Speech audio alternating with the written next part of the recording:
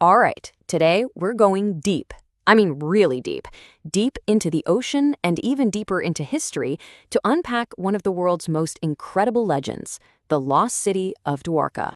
I mean, just think about that for a second. A city made of gold, with almost 1,000,000 palaces, home to Lord Krishna himself, that just vanished into the sea thousands of years ago? It sounds like something straight out of a fantasy novel, right? But what if it's not? What if there's way more to this story than just myth?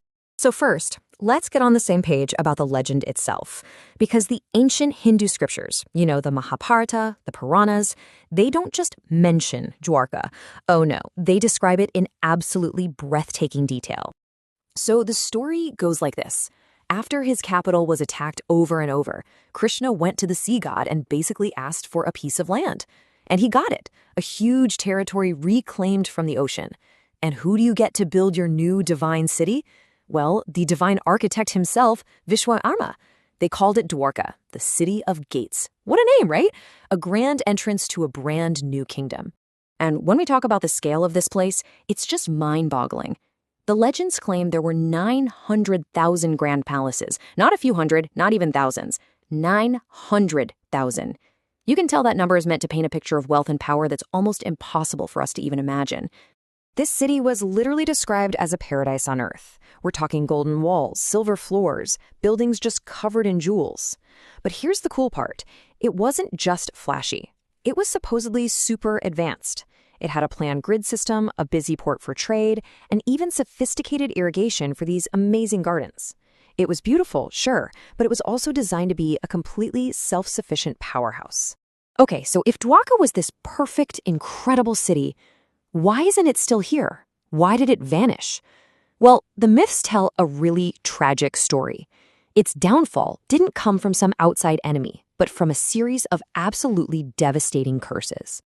It was like a tragic domino effect. It all started with Gundari's curse after the Great War, saying the Yada clan would destroy itself from within. Then another curse, this one brought on by arrogance, basically sealed the deal. The Yada clan, who had become arrogant and corrupt, ended up fulfilling that prophecy by literally killing each other. And it was only after all that, after Krishna himself had departed the world, that the ocean finally rose up and swallowed the city whole, wiping it clean off the map.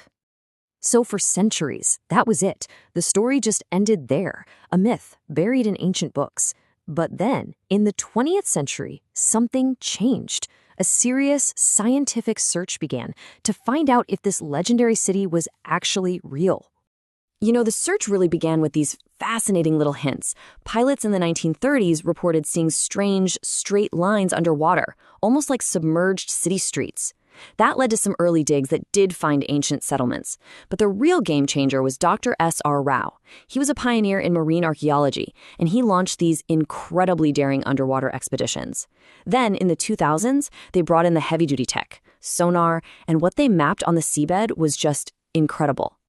And you have to understand, Dr. Rao's whole mindset was the key to this.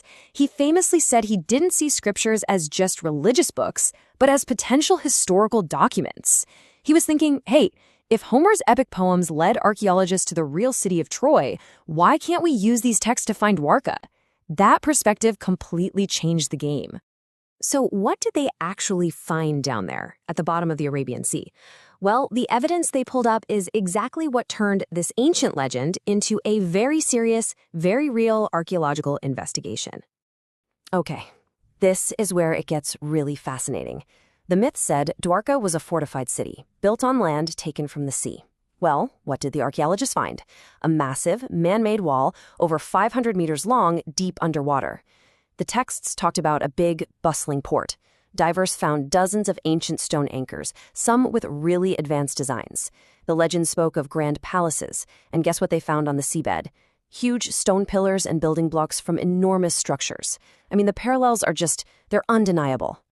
And then they found something that just stunned everybody. A lot of the artifacts lined up with the timeline of the Mahabharata, around 1500 BCE.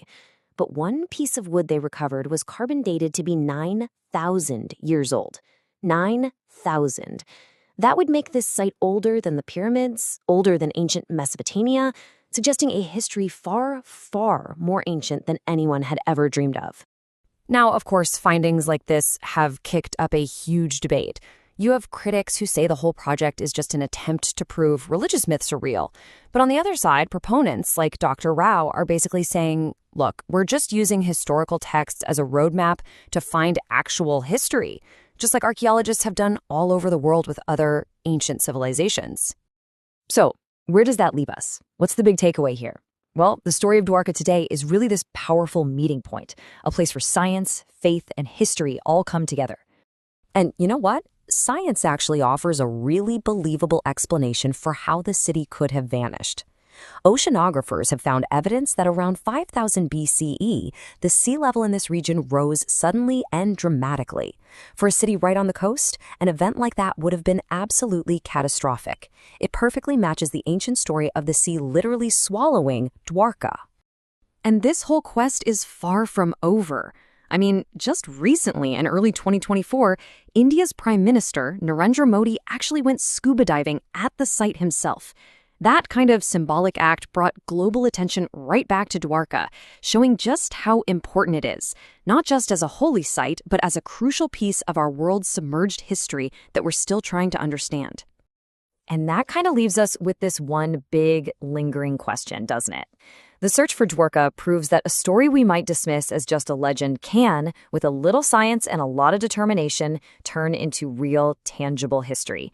It really makes you wonder, how many other great myths are out there just waiting for someone to find the truth that's hiding right below the surface?